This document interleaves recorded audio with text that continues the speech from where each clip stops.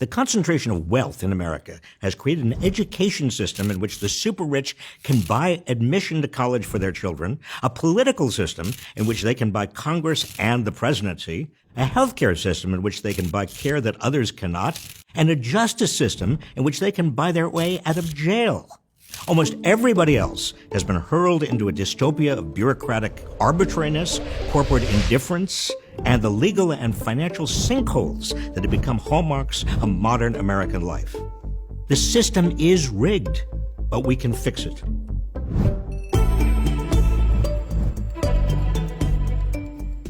Today, the great divide in American politics isn't between right and left.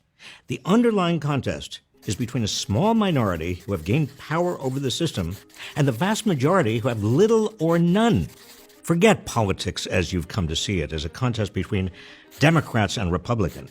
The real divide is between democracy and oligarchy. The super wealthy have reorganized the market to make themselves even wealthier. Since 1980, the percentage of the nation's wealth owned by the richest 400 Americans has quadrupled from less than 1% to 3.5%, while the share owned by the entire bottom half of America has dropped to 1.3%. The three wealthiest Americans own as much as the entire bottom half of the population. Big corporations, CEOs, and a handful of extremely rich people have vastly more influence on public policy than the average American. Wealth and power have become one and the same.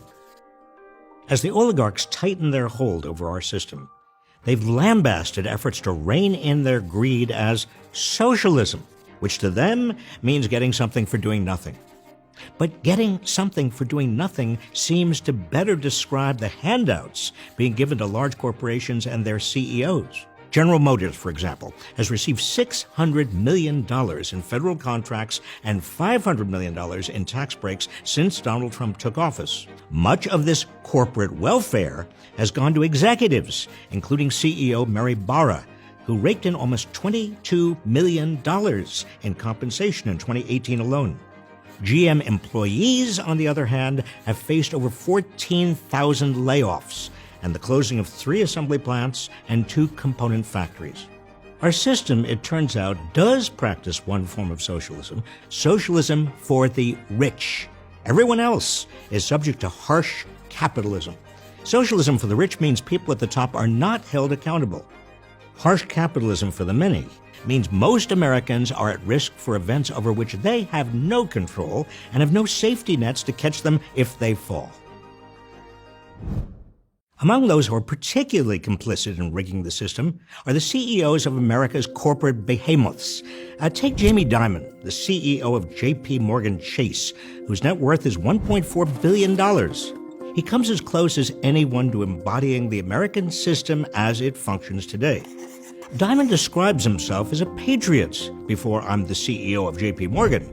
He brags about the corporate philanthropy of his bank, but it's a drop in the bucket compared to his company's net income, which in 2018 was $30.7 billion, roughly 100 times the size of his company's investment in programs for America's poor cities. Much of J.P. Morgan's income gain in 2018 came from savings from the giant Republican tax cut enacted at the end of 2017, a tax cut that Dimon intensively lobbied Congress for. Dimon doesn't acknowledge the inconsistencies between his self-image as Patriot First and his role as CEO of America's largest bank. He doesn't understand how he has hijacked the system. Perhaps he should read my new book. To understand how the system has been hijacked, we must understand how it went from being accountable to all stakeholders, not just stockholders, but also workers, consumers, and citizens in the communities where companies are headquartered and do business, to intensely shareholder-focused capitalism. In the post-World War II era, it was assumed that large corporations had responsibilities to all their stakeholders.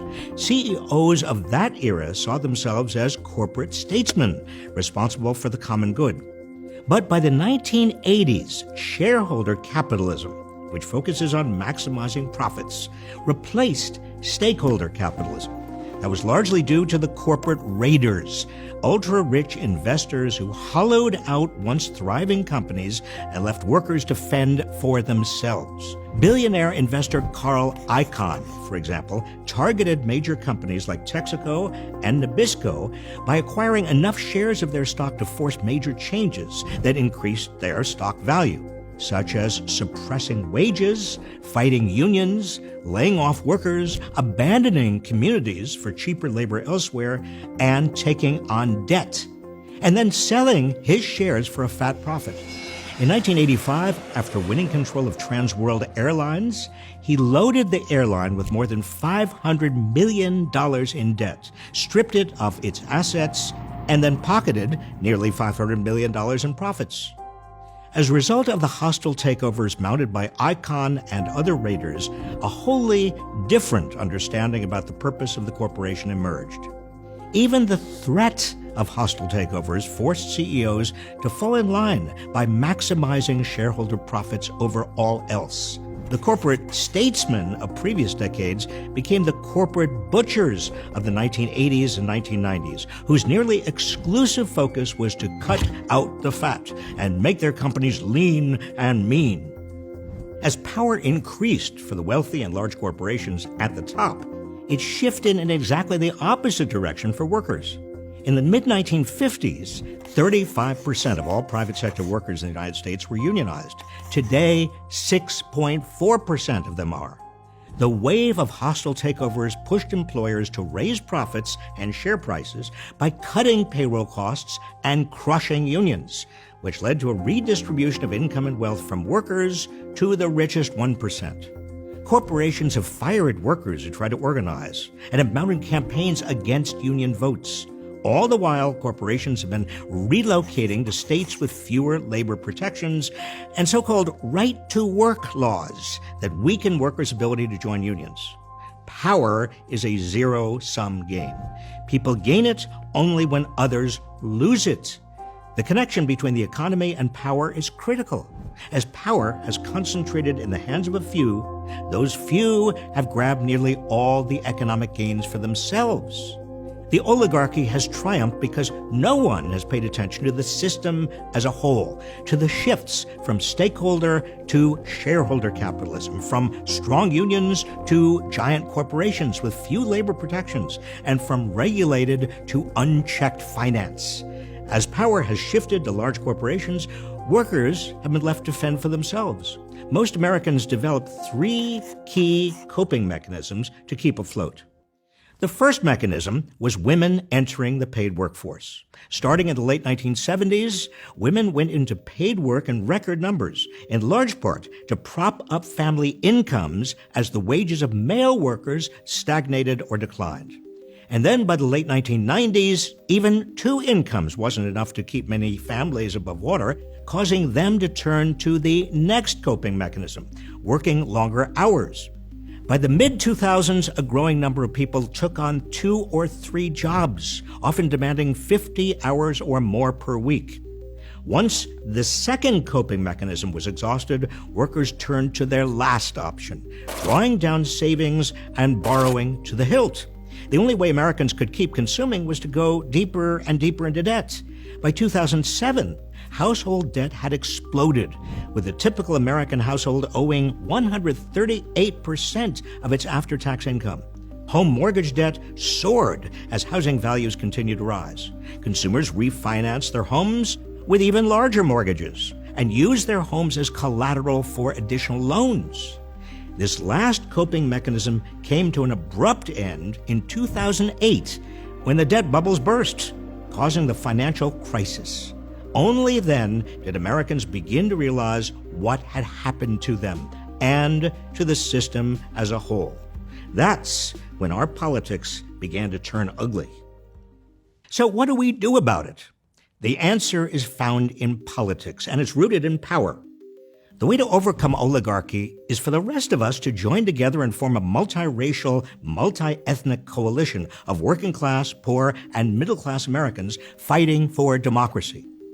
This agenda is neither right nor left. It's the bedrock for everything America must do. The oligarchy understands that a divide and conquer strategy gives them more room to get what they want without opposition. Lucky for them, Trump is a pro at pitting native-born Americans against immigrants, the working class against the poor, white people against people of color. His goal is cynicism, disruption, and division. Trump and the oligarchy behind him have been able to rig the system and then whip around to complain loudly that the system is rigged. But history shows that oligarchies cannot hold on to power forever. They are inherently unstable. When a vast majority of people come to view an oligarchy as illegitimate and an obstacle to their well-being, oligarchies become vulnerable.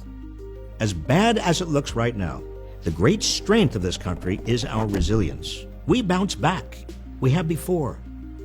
We will again. In order for real change to occur, in order to reverse the vicious cycle in which we now find ourselves, the locus of power in the system will have to change. The challenge we face is large and complex, but we're well suited for the fight ahead. Together, we will dismantle the oligarchy. Together, we will fix the system.